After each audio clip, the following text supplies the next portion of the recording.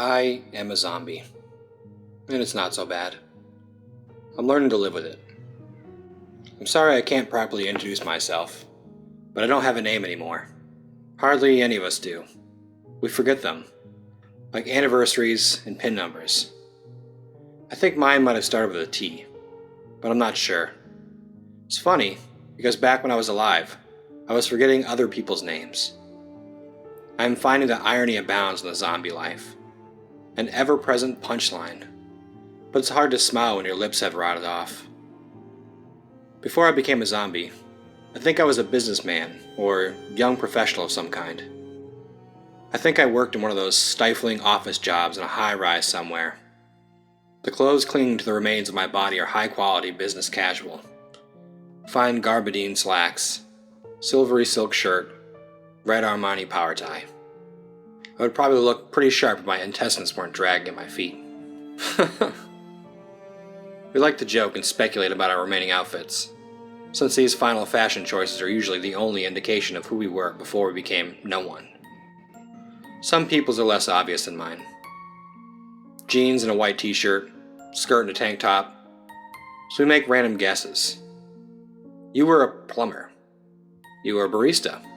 Ring any bells? It usually doesn't. No one I know has any specific memories. We recognize some things, buildings, cars, Armani ties, but context eludes us. We are here, we do what we do.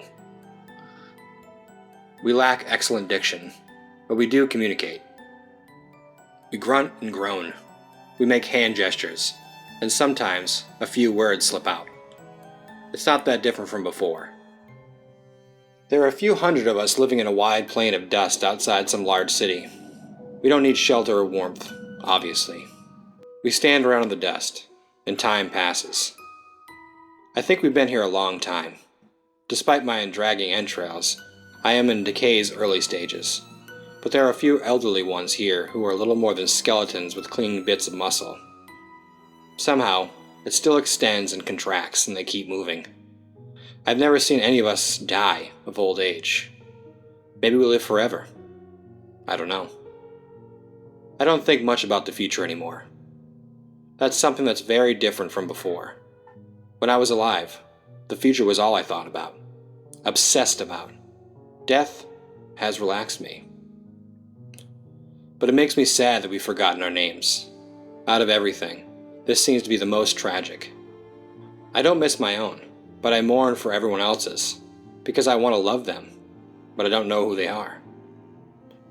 Today a group of us are going into town to find some food. How this expedition begins is one of us gets hungry and starts shuffling towards town, and a few others follow him. Focused thought is a rare occurrence with us, and we follow when we see it. Otherwise, we would just be standing around and groaning. We do a lot of standing and groaning, and it's frustrating sometimes. Years pass this way. The flesh withers on our bones, and we stand around, waiting for it.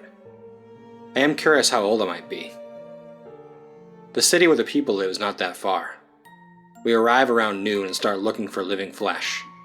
The new kind of hunger is a strange feeling. You don't feel it in your stomach. Of course not, since some of us don't have stomachs. You feel it just everywhere.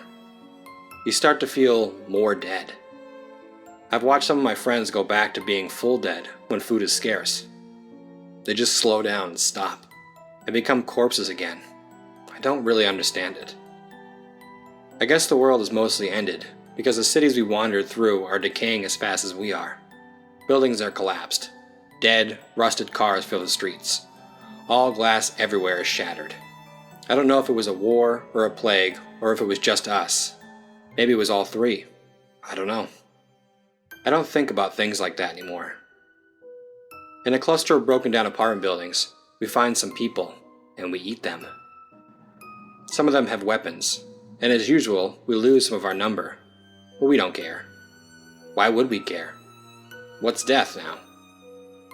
Eating is not a pleasant business. I chew off a man's arm, and I hate this. It's disgusting. I hate his screams, because I don't like pain. I don't like to hurt things. But this is the world now. This is what we do. Of course, if I don't eat all of him, If I leave just enough, he'll rise up and follow me back to our dusty field outside the city, and that might make me feel better. I'll introduce him to everyone, and maybe we'll stand around and groan for a while. It's hard to say what friends are anymore, but maybe that's close. If I don't eat all of him, if I leave enough. But of course I don't leave enough. I eat his brain, because it's the good part. That's the part that, when I swallow it, makes my head light up with feelings. Clear memories. For about 3 to 10 seconds, depending on the person, I get to feel alive. I get traces of delicious meals, beautiful music, perfume, orgasms, sunsets, life. Then it fades, and I get up and stumble out of the city, still dead, but feeling a little less, feeling okay. I don't know why we have to eat people. I don't understand what chewing off a man's neck accomplishes. We certainly don't digest the meat and absorb the nutrients. My stomach is a rotted bag of dried bile. Useless. We don't digest. We just eat until the weight forces it out of our assholes, and then we eat more. It feels so useless, and yet it keeps us walking. I don't know why. None of us really understand why we are here. We don't know if we're the result of some strange global infection, or some ancient curse, or something even more senseless. We don't talk about it much. Existential debate is not a major part of zombie life. We are here, and we do things. We are simple. It's nice sometimes.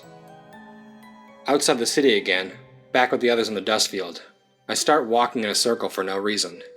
I plant one foot in the dirt and pivot on it, around and around, kicking up clouds of dust. Before, when I was alive, I could never have done this. I remember stress.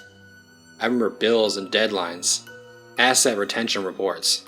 I remember being so occupied, so always everywhere all the time occupied. Now I'm just standing in a wide open field of dust, walking in a circle. The world has been distilled. Being dead is easy. After a few days of this, I stop walking and I stand still, swaying back and forth, groaning a little. I don't know why I groan. I'm not in pain, and I'm not sad. I think it's just air being squeezed in and out of my lungs. When my lungs decompose, it will probably stop. And now, while swaying and groaning, I notice a dead woman standing a few feet away from me, facing the distant mountains. She doesn't sway or groan. Her head just lolls from side to side. I like that about her, that she doesn't sway or groan. I walk over and stand beside her. I wheeze some kind of greeting, and she responds with a lurch of her shoulder. I like her. I reach out and touch her hair. She has not been dead very long. Her skin is gray and her eyes slightly sunken, but she has no exposed bones or organs. Her death outfit is a black skirt and a snug white button-up. I suspect she used to be a waitress. Pinned to her chest is a silver name tag. I can read her name. She has a name. Her name is Emily. I point to her chest. Slowly, with great effort, I say, Emery! The word rolls off what's left of my tongue like honey. What a good name. I feel warm saying it. Emily's cloudy eyes widen at the sounds, and she smiles. I also smile. And then maybe I'm a little nervous, because my tibia snaps, and I fall backwards into the dust. Emily just laughs, and it's a choked, raw, lovely sound. She reaches down and helps me to my feet. Emily and I have fallen in love. I'm not sure how this happens. I remember what love was like before, and this is different. This is simpler. Before, there were complex and emotional and biological factors at work. We had long checklists and elaborate tests we passed. We looked at hairstyles and careers and breast sizes, and sex was there, and everything, confusing everyone, like hunger. It created longing. It created ambition, competition. It drove people to leave their houses and invent automobiles, spacecraft, and atom bombs, when they could instead just sit on the couch until they died. Animal cravings, subconscious urges. Sex made the world go round. This is all gone now. Sex, once a force of universal as gravity, is now irrelevant. Ambition and longing have left the equation. My penis fell off 2 weeks ago. so the equation is deleted, the blackboard erased, and things are different now. Our actions have no ulterior motives. We shuffle around in the dust and occasionally have lumbering, grunting exchanges with our peers. No one argues. There are no fights. Ever. And Emily is not a complicated process. I just see her and walk over to her, and for no reason, really, I decide I want to be with her for a long time. So now we shuffle around in the dust together instead of alone. For whatever reason, we enjoy each other's company. When we have to go into town to eat people, we do it at separate times, because it's unpleasant, and we don't want to share that. But we share everything else and it's nice. We decided to walk to the mountains. It takes us 3 days, but now we are standing on a cliff looking up at a fat white moon. At our backs, the night sky is red from distant cities burning. But we don't care about that. I clumsily grab Emily's hand and we stare at the moon. There's no real reason for any of this, but like I said, the world has been distilled. Love has been distilled. Everything is easy now. Yesterday my leg broke off, and I don't even mind. That's right. Almost every single zombie movie was wrong. Kind of strange, seeing as there are so many films related to the genre, right? 28 Weeks Later, The Walking Dead, not a movie I know. The Cured, Zombieland, World War Z, don't even get me started on World War Z, and I Am Legend. You get the picture. All wrong. I mean, the infected were as ferocious as those of World War Z or 28 Weeks Later, and sometimes as numerous, but grouped up as The Walking Dead. Yes, in many sad and sorrowful cases, they did chew lots of people to bits.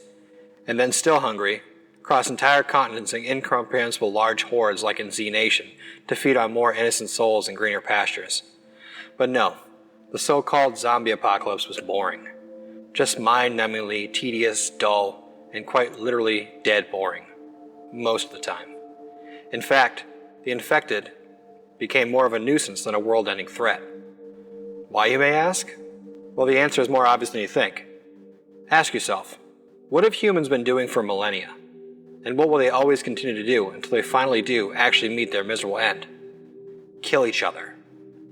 Yes, we have no qualms about dropping nuclear bombs which could incinerate hundreds of thousands of people in an instant on each other in Japan.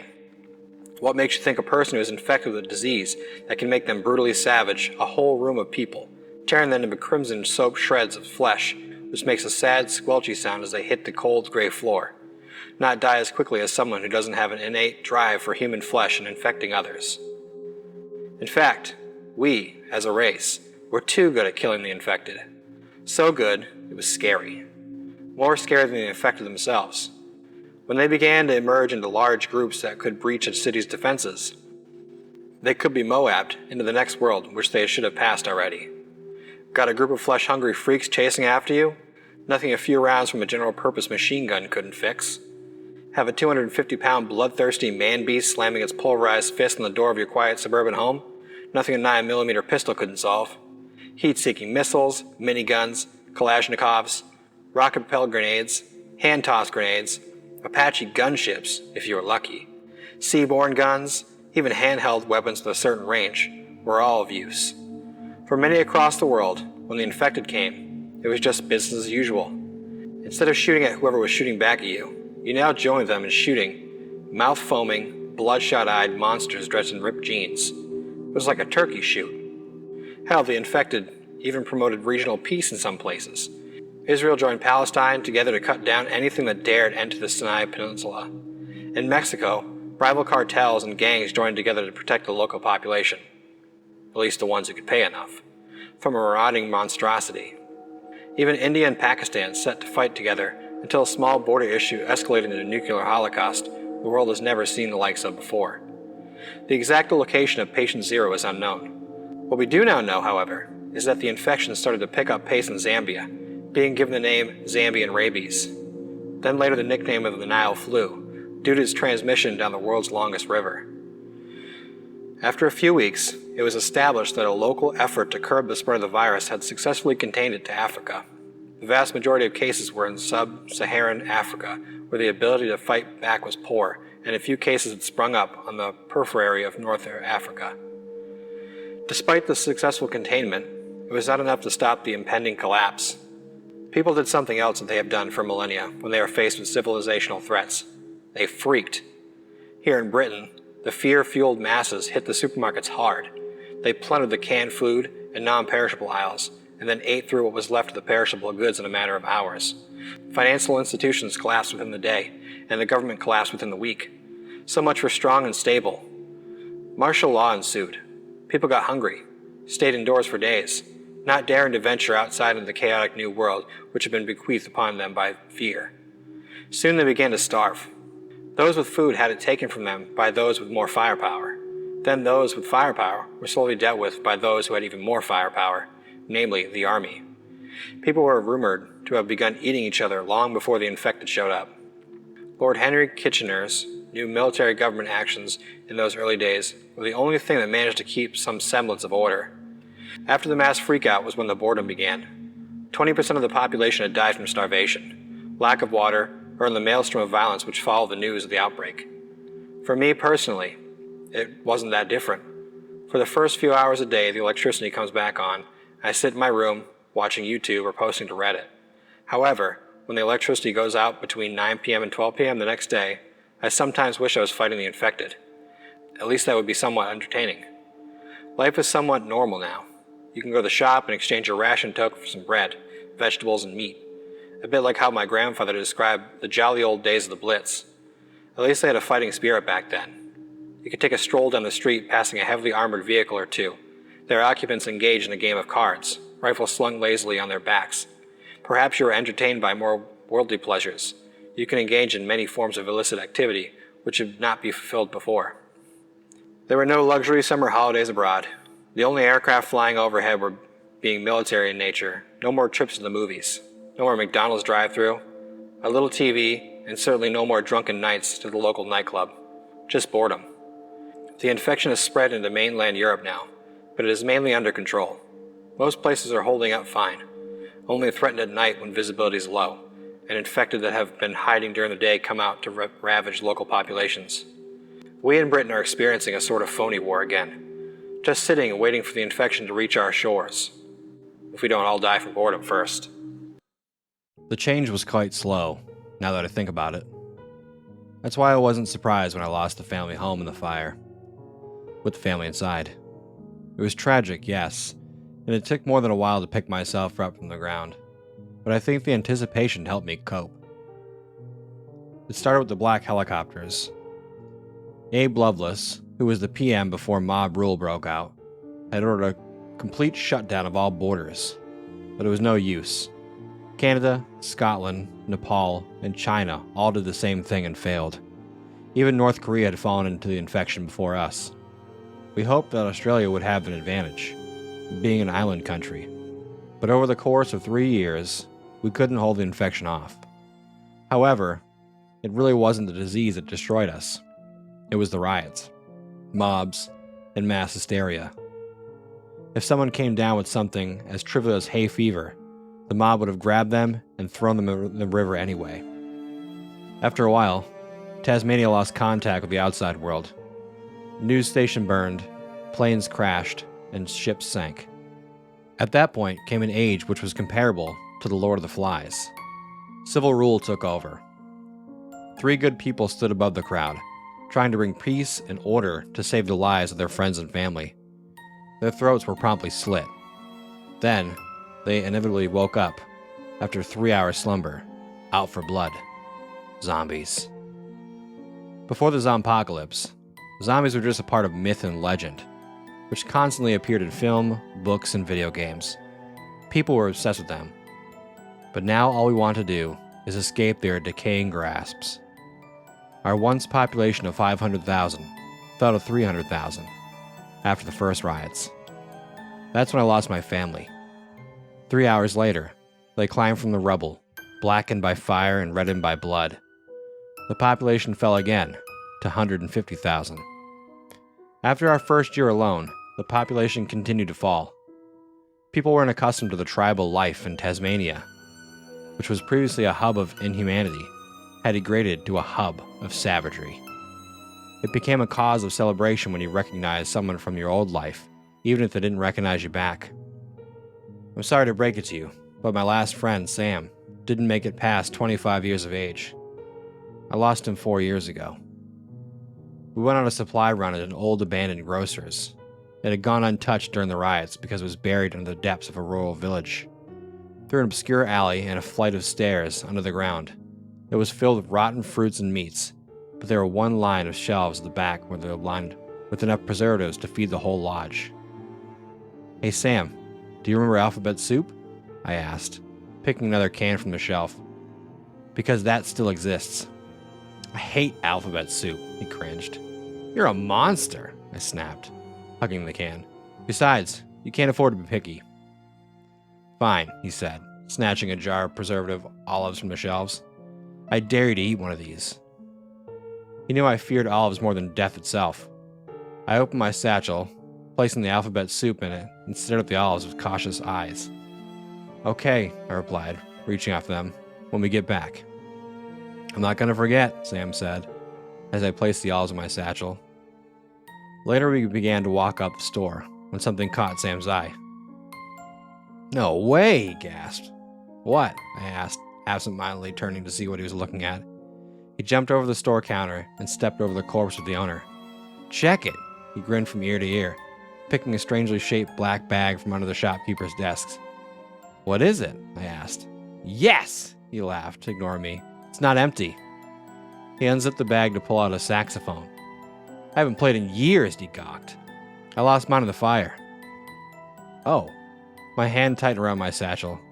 I wouldn't put my lips on that. "No, I'm not going to. I had a box of old reeds hidden somewhere," he said, putting the saxophone back in the bag and gracefully sliding over the counter, "and I'm going to look around for some disinfectant." "Sam," I groaned, "why would you need that when we have a perfectly good rusty trombone and bass?" "Pfft," he scoffed. He climbed through the aisles and finally lifted a purple box of disinfectant into the air. We got to the base just before sunset. Base was originally a tourist lodge, and it was constructed as a safe haven by the last tourist in Tasmania, an American named Jacob Sampson. He was a bit of a genius before the zompocalypse. It would have been called a gated community, but now, ungated communities didn't exist, making the word gated redundant. Sam and I settled into our pad and sat around, waiting for Sam to clean his new saxophone. "Oh no," I said as he sat down, smiling wildly. "This is going to be a nightmare." "Just sit back," he said, "and let the music take you away." I sighed and stood up. "All right, but I'll listen for you from the other room." I moved into the kitchen, opened up a cold can of beans, sat down to eat, and attempted to finish the book I was reading. I didn't know why I kept torturing myself, even if the author was still alive. There was no way I was going to get the last book of the series. After an hour passed, I leaned back to ask Sam why it was taking him so long to tune the saxophone. He merely scowled, saying, "It is tuned." Later on, I crept into bed, blowing out the lantern on my nightstand. The night had settled around me. I could hear the crickets chirping outside and a group of lodgers chatting far in the distance. The night was icy, but the years had acclimatized me to sleeping in the cold. It didn't take long for sleep to embrace me, but I was awakened by Sam knocking at my door. 3 slow and steady knocks. "Travis!" He was breathing heavily and painfully forcing his words out. "Sam?"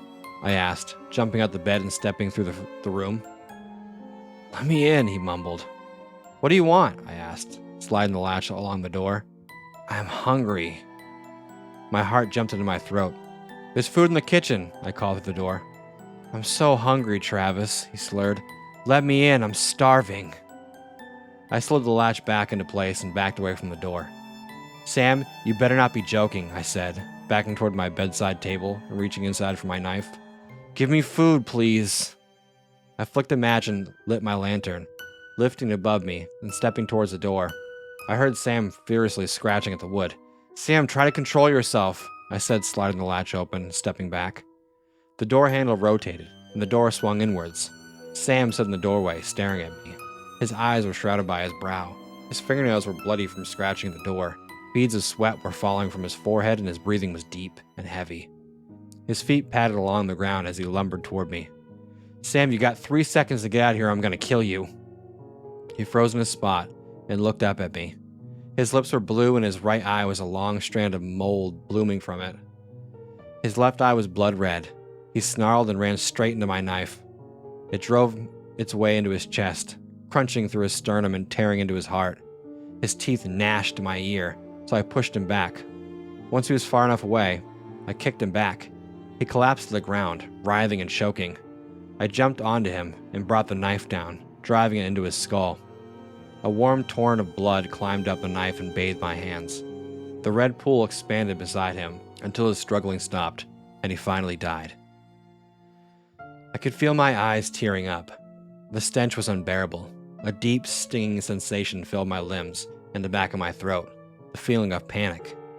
I looked down at his corpse, which was frozen still, and out of the corner of his mouth I spotted it, jammed to the backside of his cheek and covered in brown, sticky blood. It was the reed of the saxophone. June 17th. They call them the Risen now. A fitting name, I suppose, for those who should stay in their graves. But once, they were us. Friends, family, strangers. Now they are something else entirely. I write this as both a testament to my survival and a plea for understanding for the world I knew was gone, replaced by a relentless nightmare. June 23rd. It all began with whispers, the murmurs of a strange illness sweeping through our town. People brushed it off, as we always do when confronted with something we can't comprehend. But then the whispers grew louder, and the infected began to emerge from their homes, their eyes vacant, their skin pallid. They hungered for the living. June 30th. The outbreak escalated quickly, consuming our town in a relentless tide of death. I watched as neighbors turned on neighbors, the infected tearing into their flesh. Panic spread faster than the virus, and soon, there was no refuge left. I had to make an agonizing choice: protect my family or myself. July 10th. The streets are now a wasteland of shattered glass and abandoned cars. The groans of the Risen echo through the night, a chorus of despair that never seems to fade. I've learned to move silently, to avoid attracting their attention. I scavenge for supplies, always on the lookout for other survivors who might pose a threat. July 18th. Loneliness has become my constant companion. The sound of my own voice feels foreign, a harsh reminder of the life I once knew. I wonder if I'm the last living soul in this forsaken world. The infected are relentless, and their numbers seem to grow with each passing day. July 25th. I've taken refuge in an abandoned building, fortifying as best I can. Nights are the worst, filled with the distant moans of the Risen and the scratching of the doors and windows. Sleep is a fleeting luxury, for every sound, every shadow, sends my heart pounding with dread. August 2nd. This journal is my only companion now, a lifeline to sanity in a world gone mad. I've seen things that would haunt the bravest of souls, families torn apart, the humanity stripped away from their infected, and the relentless march of the Risen. It's a world where the line between life and death is blurred into an endless nightmare. August 10th. My supplies are dwindling, and hope, like a fading ember, grows dimmer with each passing day. I don't know if anyone else will read these words, if there are any others out there, hiding in the shadows, clinging to the last vestiges of humanity, but I write them anyway, a testament to my existence, a record of the horrors I've witnessed. August 20th. As I prepare to face another night filled with dread and uncertainty, I hold on to the fragile hope that somewhere, somehow, there is a sliver of salvation, a chance to escape this relentless nightmare and find a glimmer of humanity in the darkness. The Risen are relentless, but so is my will to survive. File 2TR1H9. File number 3196.52R. File name T2R1H9. File date creation June 15th, 2018. File creator Dr. X. Fitzgerald. File description: details and summary of the 2TR1H9 virus. Date: June 15th, 2018. On Monday, June 4, 2018, symptoms of a virus began to appear in several regions of the American Southwest, Central America, and Southeast Asia. Physical descriptions of the illness were reminiscent of certain animal bites, but none could be matched to a specific animal. The origin of the virus is unknown. I will continue to post my findings as they come, including updates about new symptoms. Good night for now. Dr. Xander J. Fitzgerald. Known symptoms. June 15, 2018.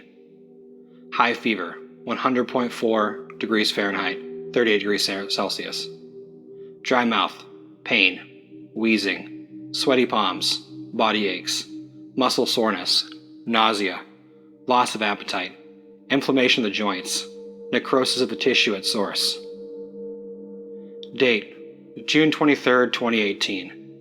The CDC has officially released a press statement as of 8:13 a.m. Eastern Standard Time, this morning, on Saturday, June 23, 2018, to discuss the status of the disease. They have verified that the new strain, now formally referred to as T2R2H9 virus, is legitimate. They're working on finding a cure, and methods on how to contain it. The Department of Defense has yet to confirm the allegations of initiating martial law to quarantine major cities, in which the virus has been documenting more reports of the virus. Known symptoms, June 23, 2018. No changes. Date, June 26, 2018. A new break has come in search of a cure for the virus. An independent medical group stationed in Chicago, Illinois, has reported that they have attempted to see if they can slow the rate at which the virus spreads or terminate it with rounds of known antibiotics. Despite their findings being deemed inconclusive by the CDC, their findings suggest that nothing they tried worked to slow or destroy the virus. Known symptoms, June 26, 2018. No changes. Date, July 1, 2018. The CDC has released a new statement as of yesterday, Saturday, June 30, 2018. They announced that none of their attempts to terminate the virus has worked, and that it's starting to replicate itself faster. Symptoms of T2R1H9 have begun to appear in parts of Europe, Africa, and Oceania. A report from Thailand also came out corroborating their findings, as well as verification that the virus is evolving. No information is yet to be found leading to a definitive cause to the virus origin. No word is still yet to be announced from the Department of Defense about the initiation of martial law. However, news outlets have speculated rumors about a bill that will temporarily shut down trade ports and airlines as a means to attempt to contain the virus. Known symptoms, July 1, 2018. Hallucinations, painful blisters, vomiting, dilated veins, rapid weight loss, tremors, mood swings, high white blood cell count. Date, July 5, 2018. Chaos has begun to set in the news about the virus continues to spread.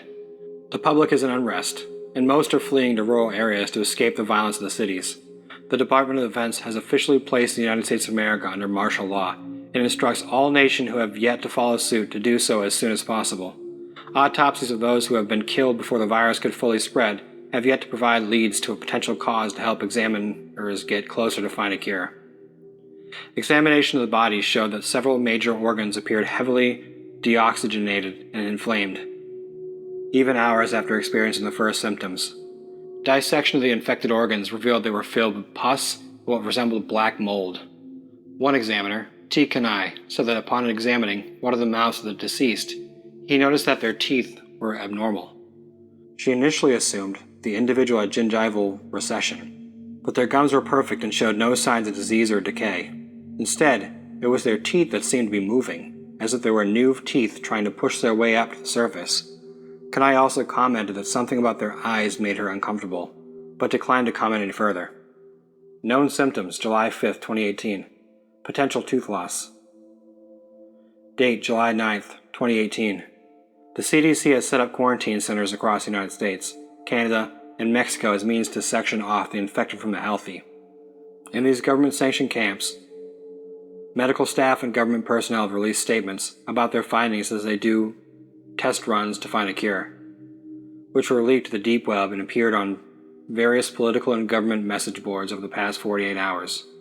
According to personnel at an undisclosed base in Arizona, they revealed that some of the symptoms have taken a drastic and sinister turn to the worst. An unidentified petty officer and medical examiner reported seeing infected individuals with Luer black sclerosis, as well as a sudden loss of their fingernails and seizures. Their accounts have yet to be confirmed, and the CDC has ordered that all deceased individuals are to be burned as a safety precaution, whether or not they're infected with the virus. The virus has been confirmed as being in 6 continents, and all airports and borders in 110 countries have been closed as of Monday, July 9, 2018. Known symptoms, July 9, 2018. Fingernail loss. Outbursts of rage. Date, July 17, 2018.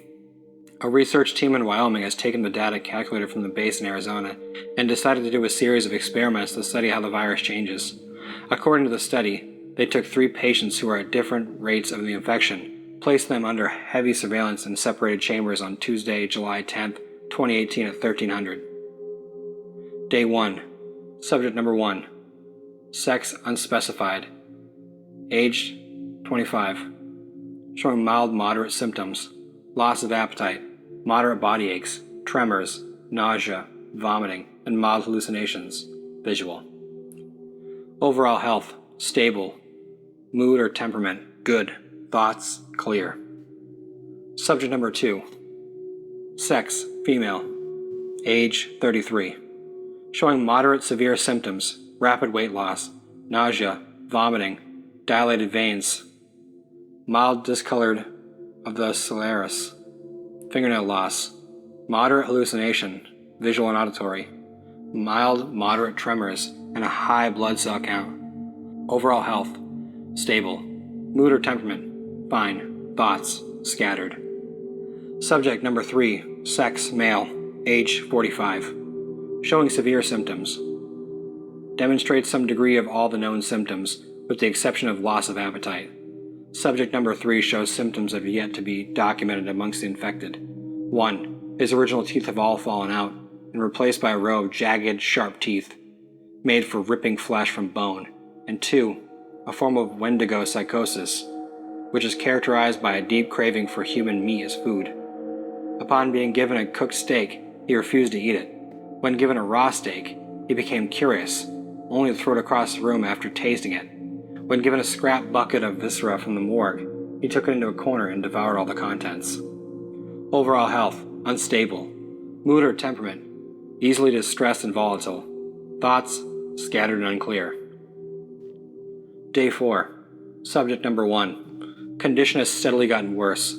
Subject number 1's sclerosis has turned black and now expresses bouts of intense rage. Overall health, unstable. Mood or temperament, unpredictable. Thoughts, unclear. Subject number 2. Condition has remained stable. She still has no appetite and has to be guided to eating. Her sclerosis are dark gray, and several of her teeth have been replaced with the same teeth as subject number 3. Subject number 2 refuses to sleep or can't. Overall health, stable. Mood or temperament, anxious. Thoughts, scattered. Subject number 3. Conditions remain unstable. He refuses to eat any food items that aren't in his bucket, and has been documented demonstrating violent bursts of rage if his needs aren't met accordingly. Subject number 3 requires a maximum level amount of security when having food transferred to him, and has demonstrated inhuman amounts of strength. He was also recorded from surveillance cameras, tormenting and agonizing on-duty staff. Overall health, unstable. Mood or temperament, unstable. Thoughts, scattered and cloudy. Day 7. Subject number 1. Condition has slowly gotten worse, now demonstrating incredible bouts of strength, throwing their bed across the room when their demands aren't met.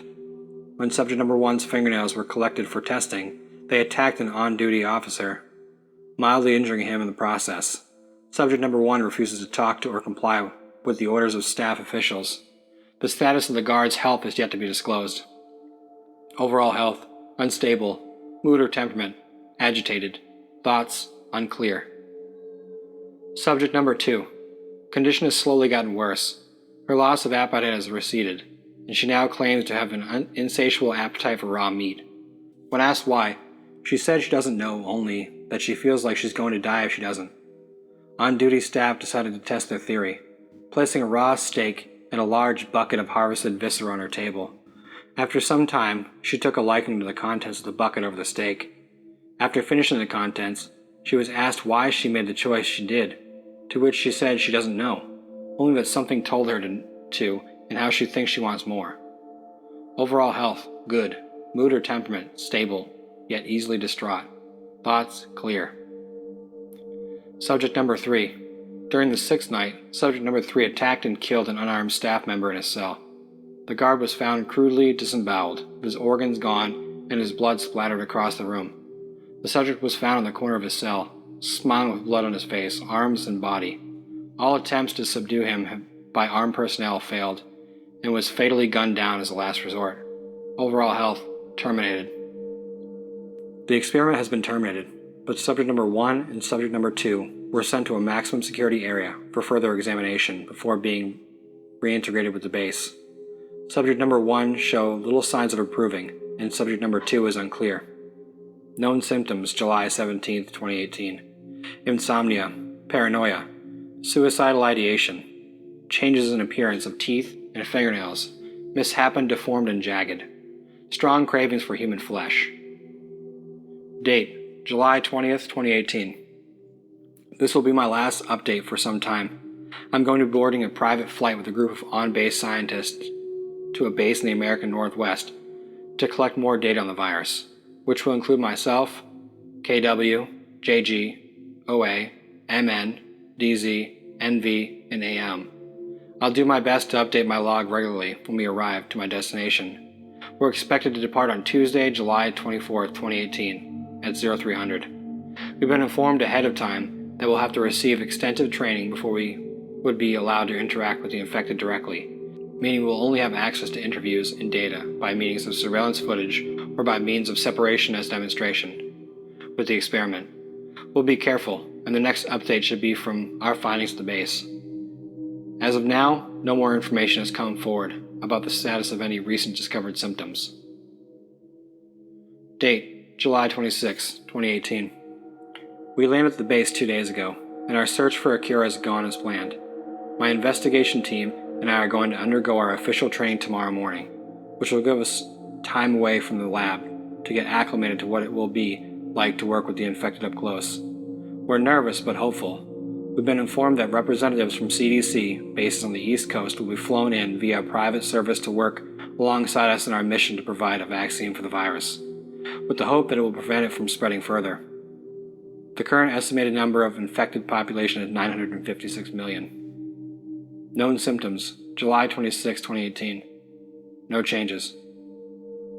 Date, July 31st, 2018. Our training course has been successful, and we're scheduled to start getting to work with the infected in the next few days. Several of my colleagues are hopeful that if we don't find a cure soon, we'll at least find a patch to slow the virus replication rate. Yet, many others remain skeptical and doubtful, with this being the fastest spreading virus that we've come to know, infecting nearly 1/7 of the world population in less than 2 months. I'm going to call this update closed for now, as I have a lot of papers to handle, and my designated team and I have to transport some of the infected to a new security base. Known symptoms, July 31st, 2018. No changes. Date, August 1st, 2018. Shit. Something went wrong during the transportation process. When we were escorting the infected inside, a guard didn't see 2 infected individuals that were roaming the premises unsupervised, being subsequently attacked in the process. We weren't prepared for this. They didn't train us for this. We tried to quickly get to the other side, but the 2 infected ragers got in with us. They attacked the 5 of us, who were close to the door, an unarmed guard, OA, KW, NV, and myself. I was too slow, and one thing they don't tell you during your training ops is that they bite hard. We're being placed under quarantine for the next few days to check on us, just in case they microscopically broke any skin during the scuffle.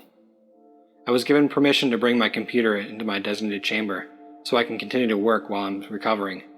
In the event I have to become infected with the virus, I'll be given a series of test drugs to see if they'll cancel out the negative effects of the virus.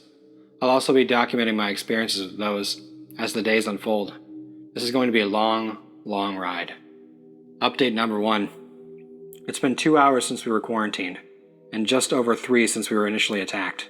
I was bitten and scratched on my left calf, and the pain was excruciating. I was screaming and cursing at the top of my lungs, nearly the entire way to the emergency unit.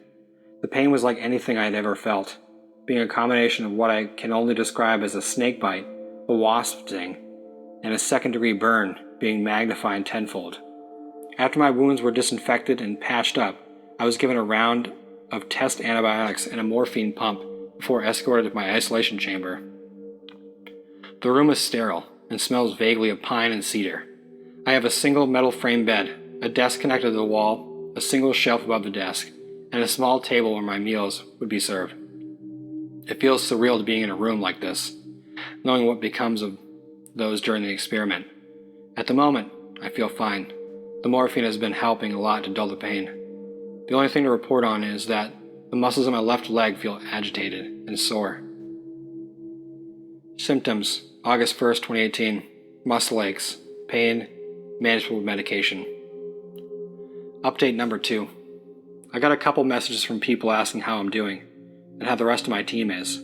It's been 6 hours since my last post, and I'm starting to feel nauseous and experiencing some dizziness. Though whether or not that's attributed to the virus, or as a side effect of the medication they have me on, I'm not sure. As far as the others go, I haven't been told yet. I'll do my best to remember to ask a guard the next time one of them comes by to check on my vitals. I'm going to try to get some rest and see if that helps or not. Symptoms update. August 1st, 2018. Nausea. Cause: undetermined. Dizziness. Cause: undetermined. Date: August 2nd, 2018. It's day 2 of my recovery process. I woke up at 0600 to have my vitals checked, and had breakfast served to me at 0630. I'm still feeling nauseous, so I didn't have much of an appetite. I picked at some of the fruit they gave me, and resorted to mainly sticking to a cup of hot coffee. I feel heavy and fatigued all the time, as if I just have a serious cold. I might go back to bed soon. I don't have the energy to move around right now. I'm going to respond to some emails I got in regards to the recent updates, and then call it quits until I have my vitals checked again at 12:30 hours. Symptoms update. August 2nd, 2018. Loss of appetite. Fatigue. Update number 1. It's 12:45, and I woke up in excruciating pain about an hour ago. I jolted up in my sleep feeling like my skin was on fire, and I felt like I tore a muscle. Not pulled or strained, but tore a muscle, as if it was ripping itself from the bone. I tried to give myself as many pumps of morphine as I could, but I'm on a time system, so even after a full dose, I was still in tremendous pain half an hour after the fact. An armed guard and 2 medical personnel came in to get my vitals, and I told them about my pain levels. They assured me that this was normal, and to not worry. I also asked how the unnamed guard, KW, OA, and NV were doing. They told me they were doing fine, and they should be discharged soon. If they or others from my group come by to check on me, I'll be able to verify their statements then. I'm going to try to eat something light to get my strength up, and then possibly get back to working on some papers for my bed. The current estimated infection population, according to the main CDC headquarters, has reached 1.7 billion. Symptoms update. August 2nd, 2018. No changes. Update number 2. It's 18:35, and the medical personnel gave me some medication to bring my appetite up, and so far, it's helping. I was able to clear off a sandwich and a small salad, and I'm doing well with holding it down. The medic who checked on me took some new labs, and I said I should have my results in tomorrow afternoon to see if the antibiotics are working or not. They were surprised I was as calm as I was at the time, and that it was a relief for them. I asked them what they meant by that, but they wouldn't budge.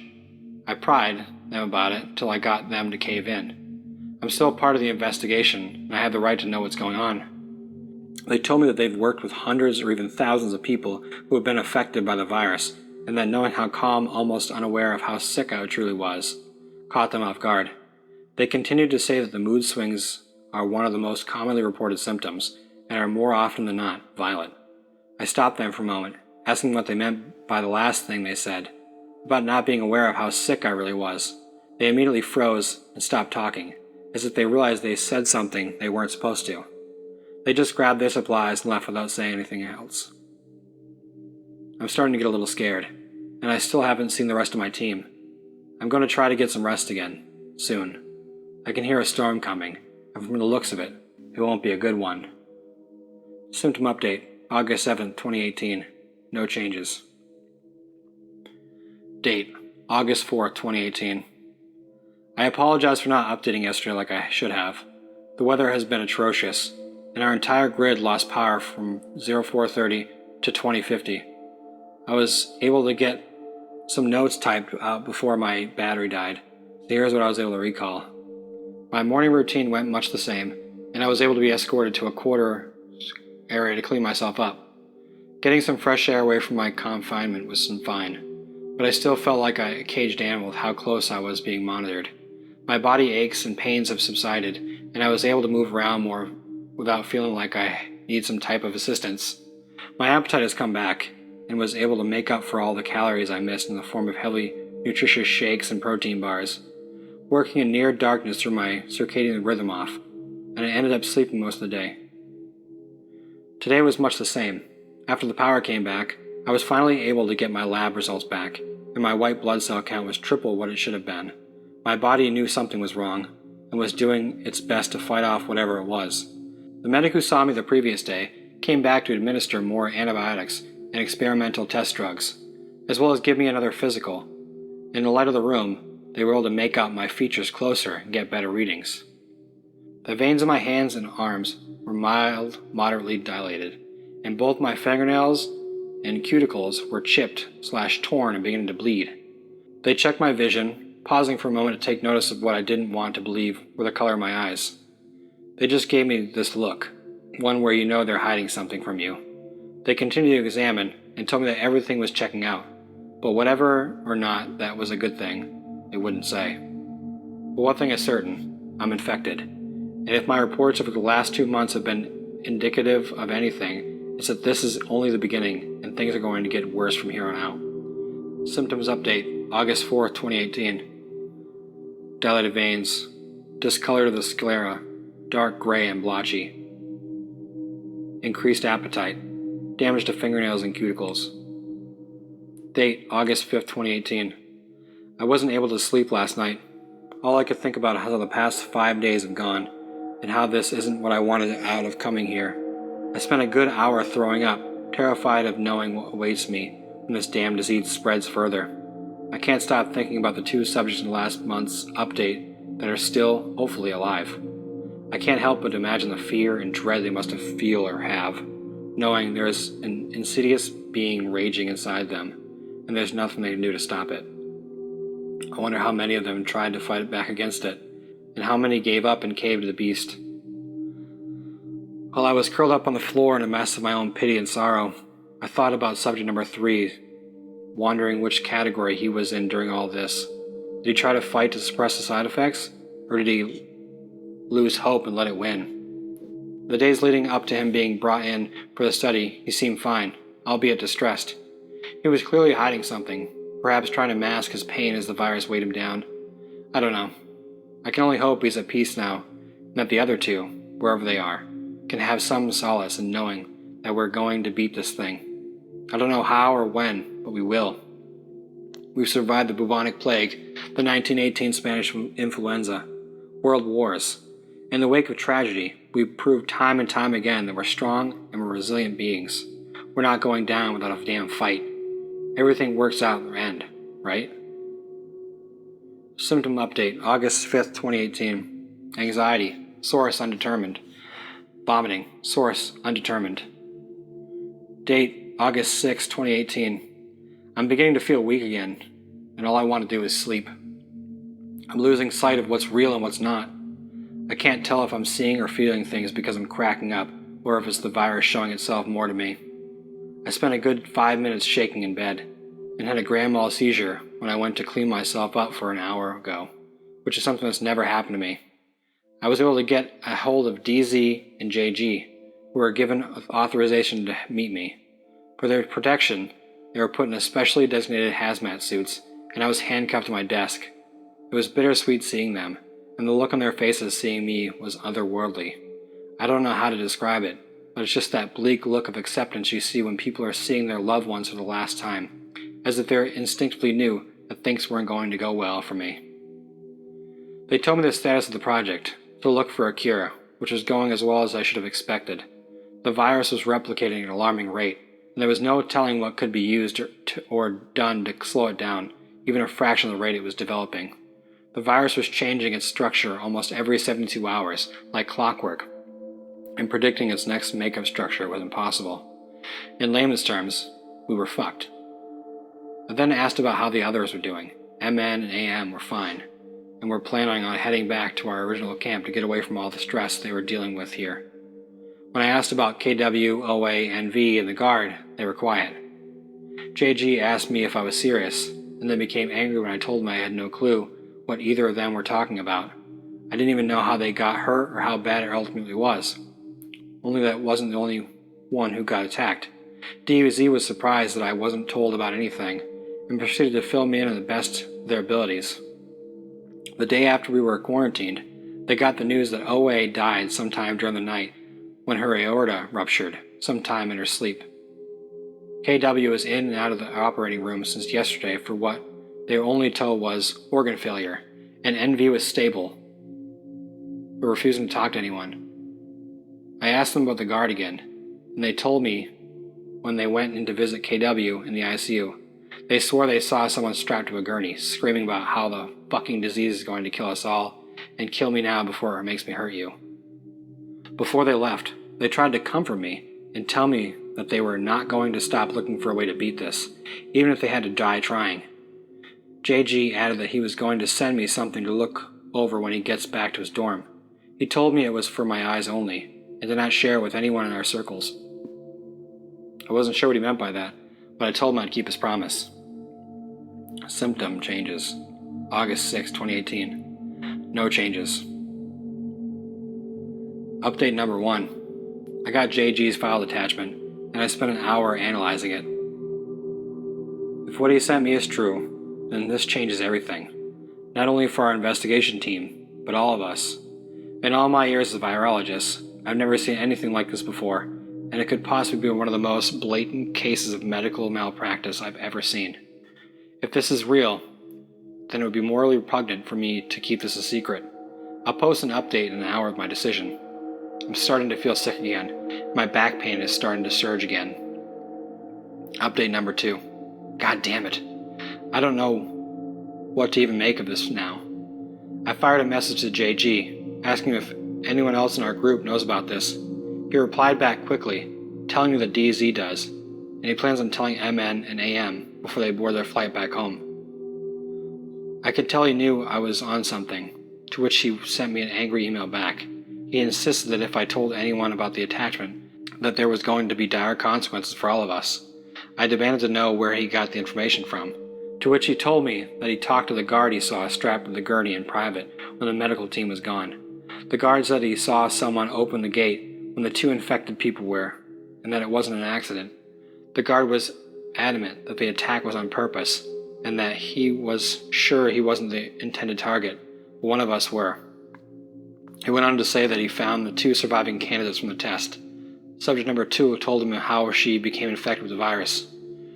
She claims that she was a child psychologist turned EMT in the wake of the outbreak, and that she often hopped from base to help where she could. While stationed in a base near Atlanta, she was approached by a group that claimed to work for the U.S. Department of Health and Human Services about partaking in a clinical study to try a potential vaccine against the virus.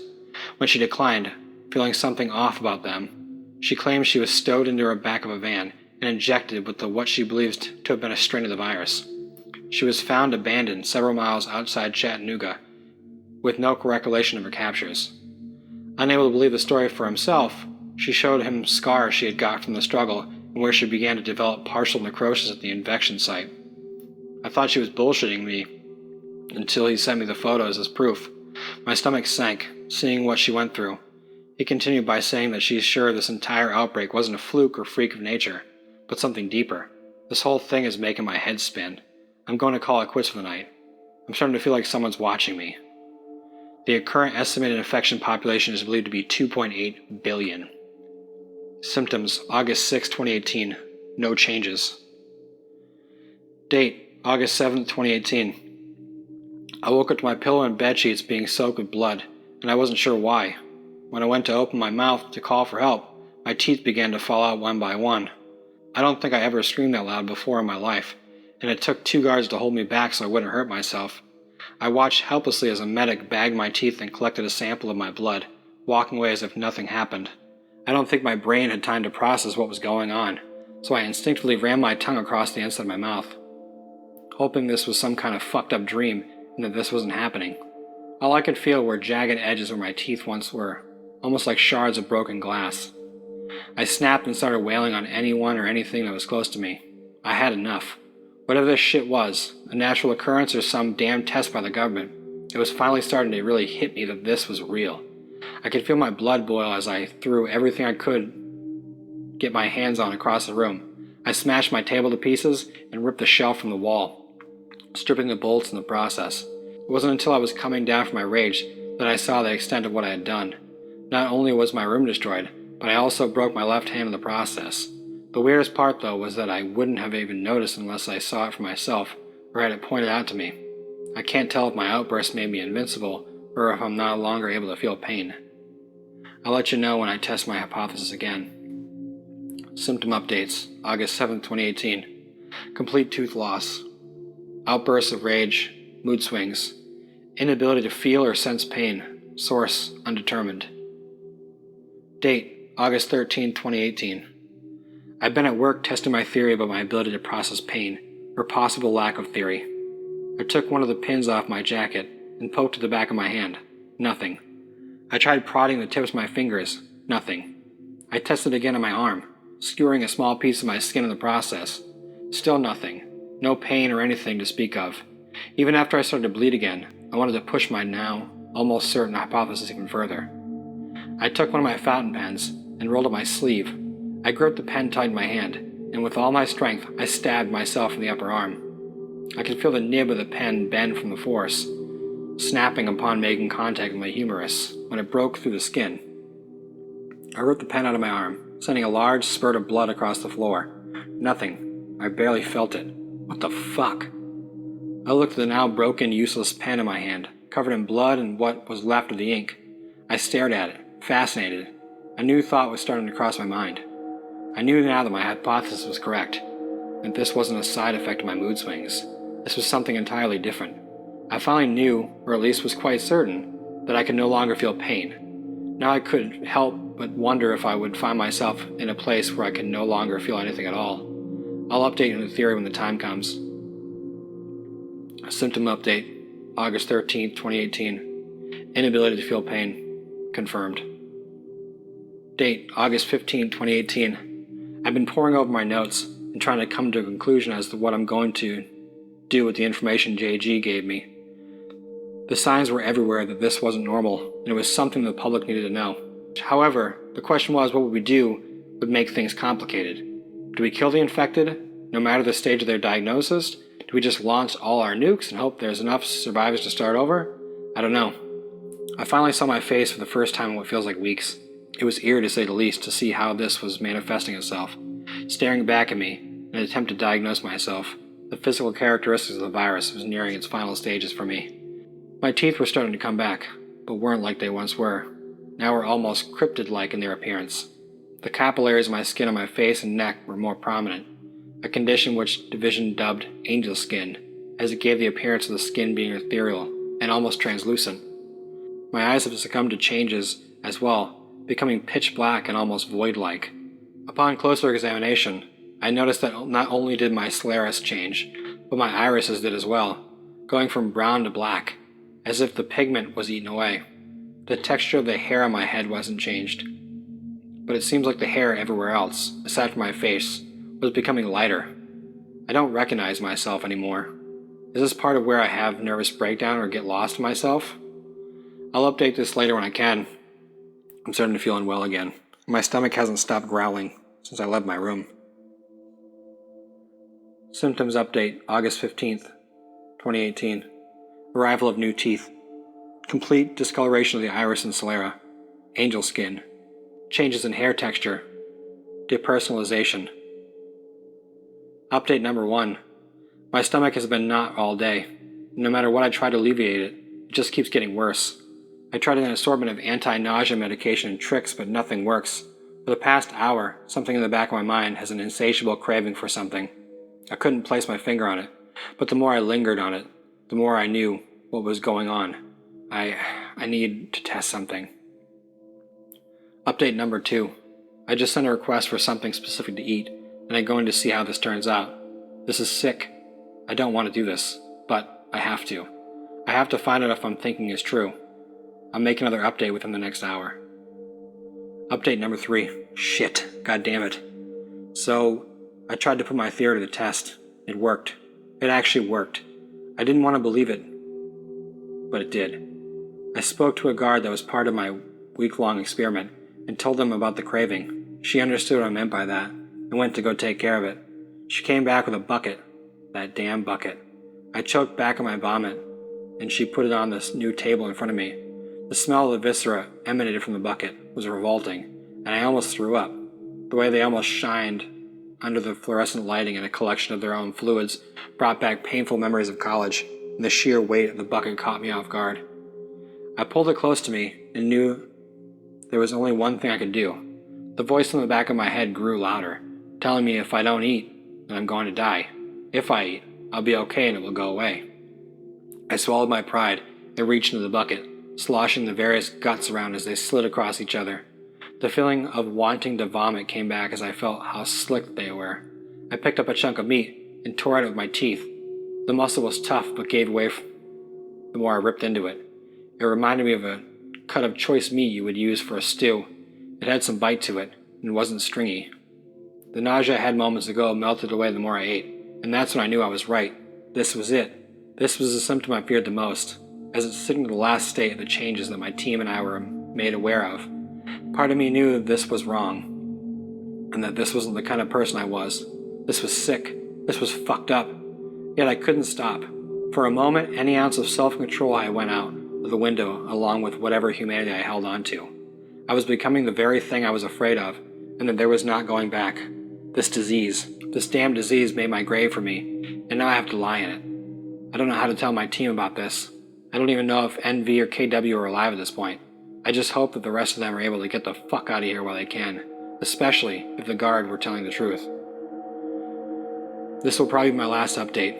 I don't trust myself to be around other people, and I don't know when or if I'm going to lose myself to this. There's no telling if I'll be the same person a month from now, a week from now, or even tomorrow. I just don't know. That's why I'm stepping away from the investigation as of writing this. I'm so sorry, but I have to do this. I have to do what's in my best interest, and trying to fight this thing isn't one of those things anymore. As part of my way to say goodbye, I'll be leaving attached documents I've exchanged with JG. Whether or not you choose to use them is up to you. I don't care. They won't be any of use for me anymore. To whoever may be reading this, it's over. There's no going back for us as a society. We're too far gone, and there's nothing we can do to stop the virus. If you're one of the lucky ones, run. Run as fast as you can and avoid the infected while you can. It's up to you to decide whether or not you're a species worth fighting for. The power is in your hands. God forgive us all. This is the end. My only friend, the end. It hurts to set you free, but you'll never follow me. The end of the laughter and soft lies. The end of the nights we tried to die. This is the end. Good night for the last time. Dr. Xander J. Fitzgerald.